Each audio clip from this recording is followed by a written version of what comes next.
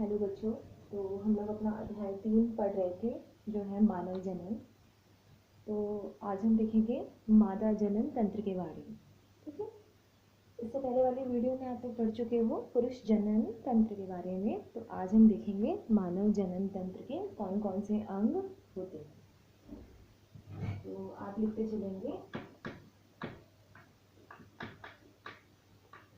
मादा जनन अंग,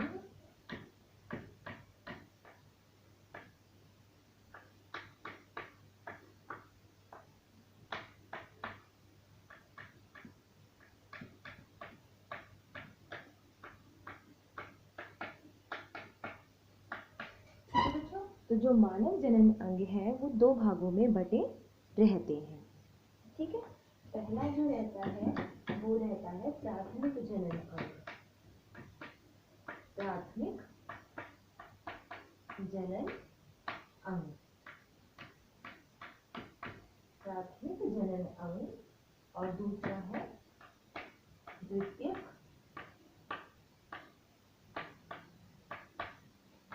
या सहायक जनन अंग। आपको याद होगा जब इससे पहले हमने पुरुष जनन तंत्र पढ़ा था तो उसको भी मुख्य रूप से दो भागों में बांटा गया था, प्राथमिक जनन अंग और द्वितीयक जनन अंग। सेम उसी के तरीके से मादा जनन अंगों को भी दो भागों में बांटा गया है।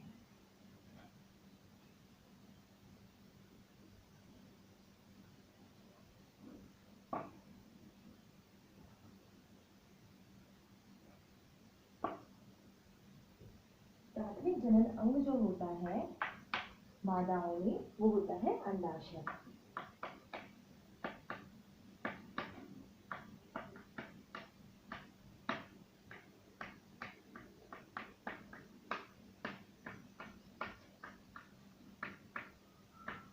प्राथमिक जनन अंग जो होता है मादा में उसे कहते हैं अंडाशय। ठीक है, और इसकी संख्या कितनी होती है? ये होती है एक जोड़ी। कितनी होती है? एक जोड़ी। ऐसे ही अगर हम बात करें द्वितीयक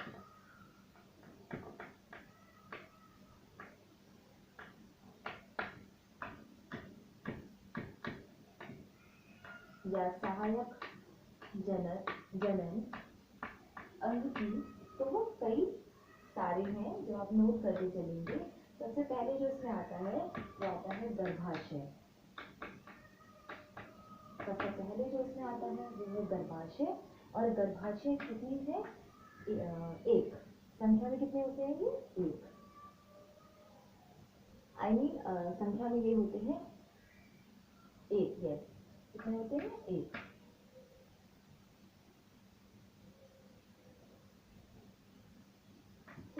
उसके बाद जो दूसरा आता है वो आता है गर्भाशय ग्रीवा। गर्भाशय ग्रीवा, और इनकी संख्या कितनी होती है? एक जोड़ी। ऐसे ही अगर हम बात करें तीसरे भाग की तो उसे कहते हैं अंडवाहिनी।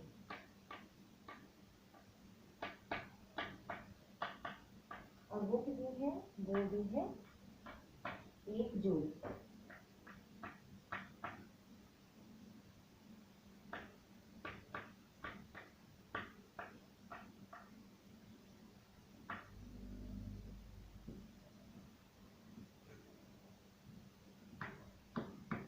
अगर हम पांचवी संख्या की बात करें तो वो है बाह्य जननेंद्रिय।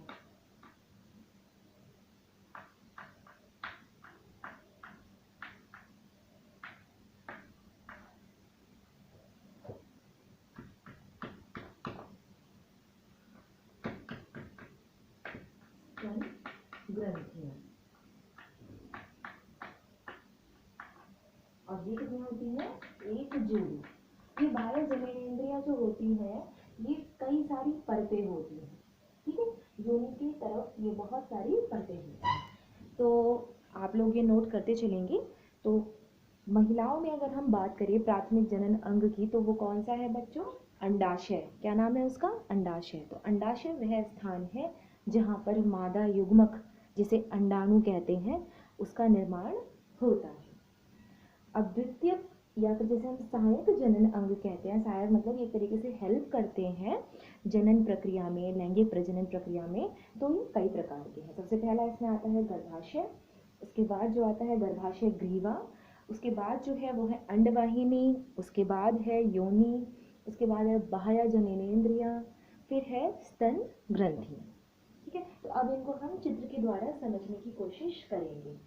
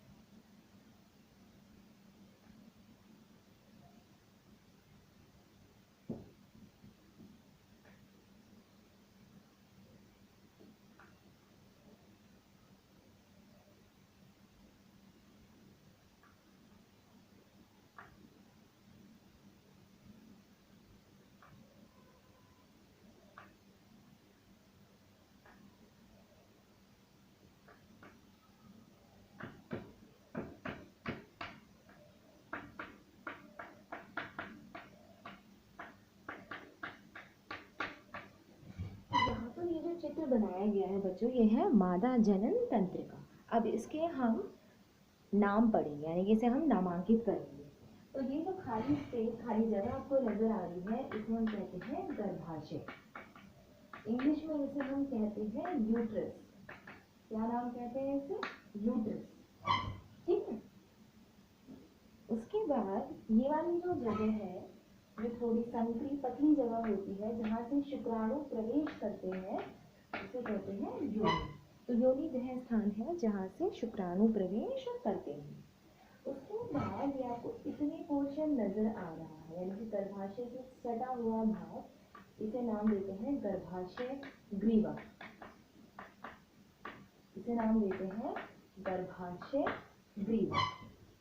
और ये जो गोल आपको नजर आ रहे हैं, इसे हम नाम देते हैं क्या? अंडाशय।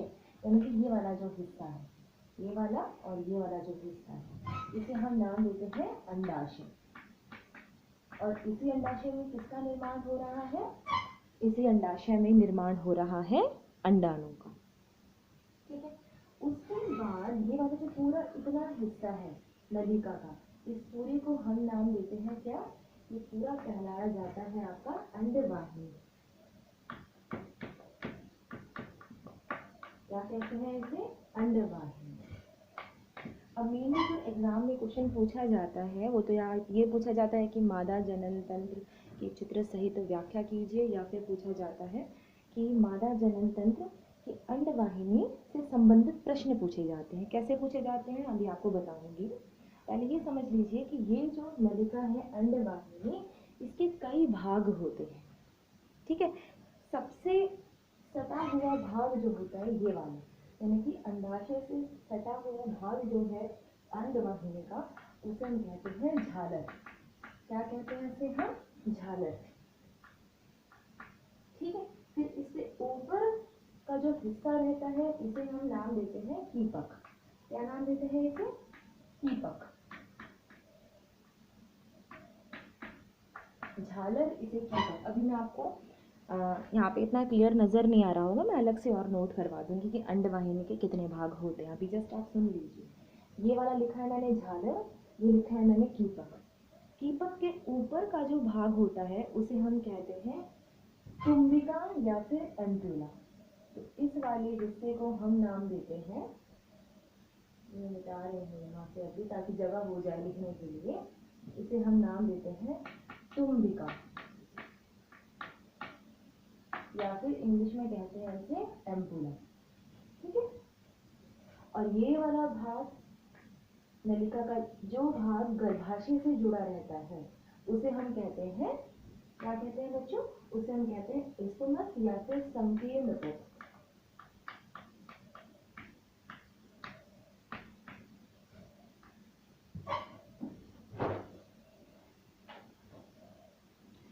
ठीक है बच्चों। तो ये बनाया है मैंने मादा जनन तंत्र। ये वाला हिस्सा जो रहता है खाली जगह, इसे कहते हैं गर्भाशय।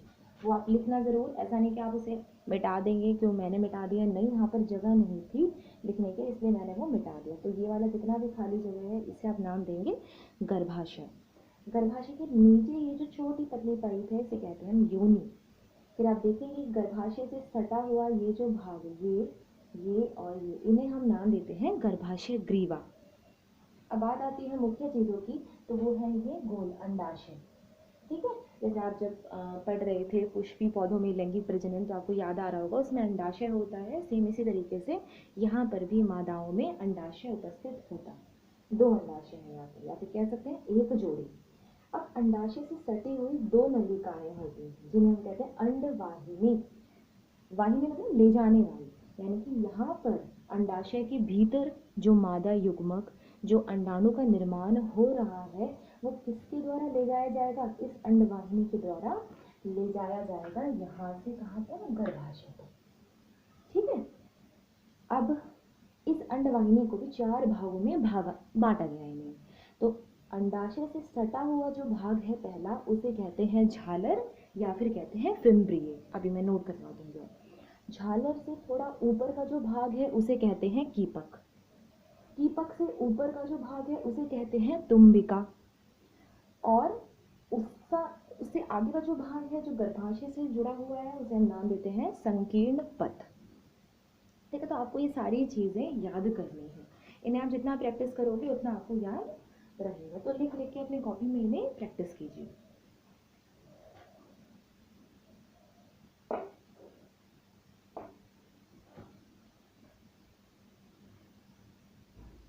तो आपको याद रखना है अंडवाहिनी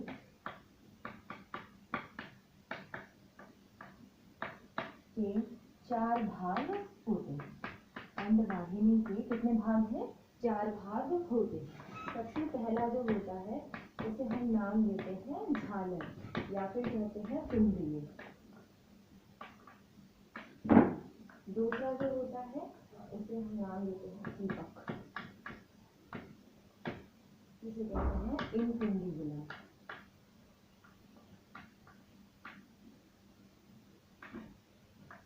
तीसरा जो है उसे हम नाम देते हैं तुम्बिका,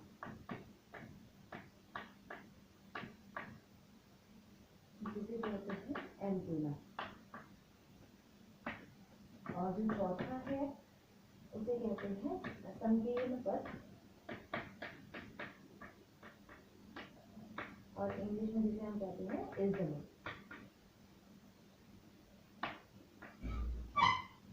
ठीक है बच्चों, तो ये आपको हिंदी इंग्लिश दोनों में याद रखना है, क्योंकि एग्जाम में पूछ लिया जाता है अंडवाहिनी के एम्पुला भाग में क्या होता है।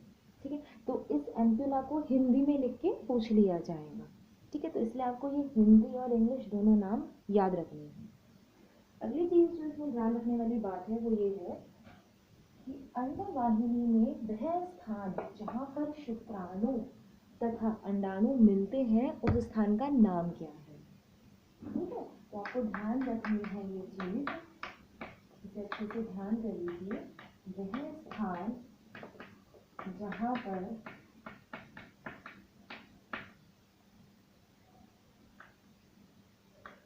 मादा में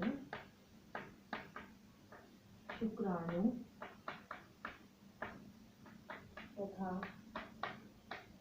अंडाणु मिलते हैं,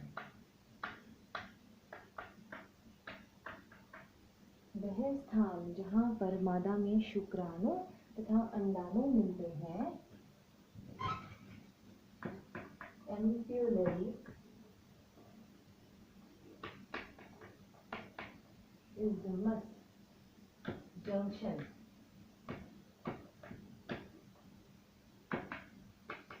कहलाता है।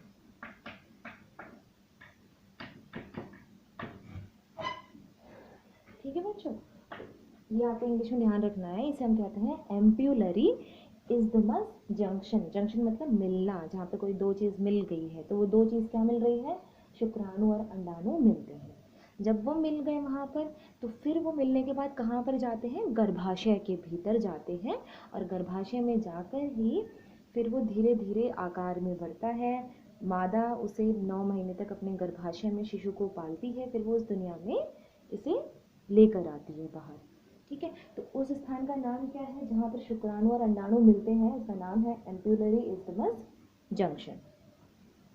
तो यहाँ पर आपका ये मादा जनन तंत्र समाप्त होता है। थोड़ी सी चीज़ और पढ़ लेते हैं इस वीडियो में।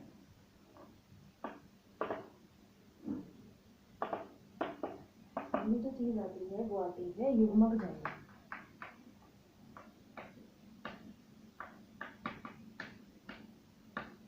युग्मक जनन।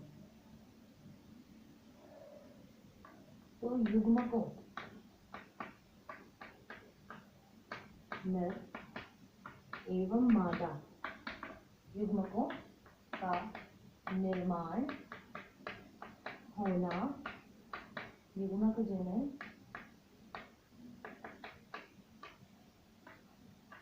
कहलाता है।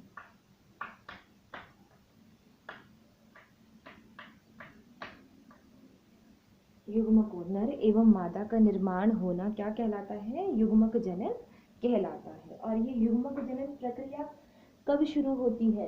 ये प्रक्रिया जो शुरू होती है ये कब शुरू होती है? किशोरावस्था में। किशोरावस्था में युग्मकों का निर्माण होना शुरू हो जाता है मानव में। युग्मक जनन जो है इनके दो प्रकार हैं।